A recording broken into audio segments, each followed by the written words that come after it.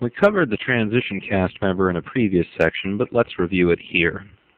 Let's make a transition between the place where we switch from the bitmap to the vector smiley face in our score. We look here at our vector, and we go up to our transition channel, and we double-click on it. And again, we can hide and show these effects.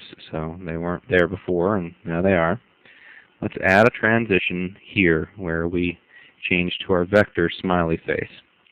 So if we double-click on this cell in the transition channel, it brings up a dialog box where we can select which transition we would like. Let's choose Dissolve, Dissolve Bits, and click OK. Now, we have our cast member, and we can tell that we have a cast member by looking at our cast window. And there it is.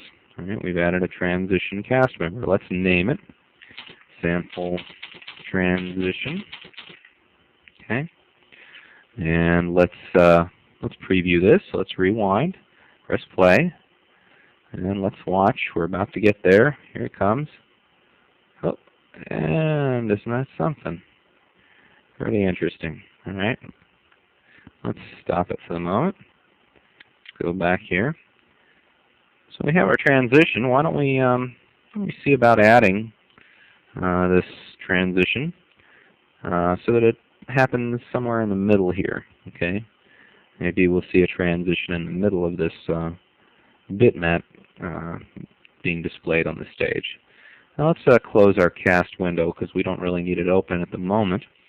We can always open it later by selecting it under Window, Cast. Okay, and you can do that for the rest of your windows as well. We don't really need Tool Palette open right now. Let's close that.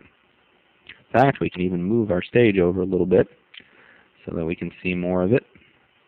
Okay, let's rewind and play, and we should see a transition here and here.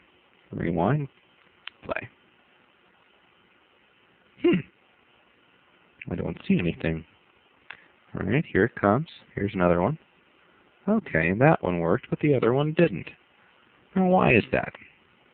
Well, the reason why is that some transitions will only display if the frame before where they are, like this frame, is different than this frame. Okay, if they're the same, on some transitions at least, you won't see anything happen. There needs to be something different in the two frames in order for you to actually see the transition. So that's just something to keep in mind. Let's delete that. We don't need it.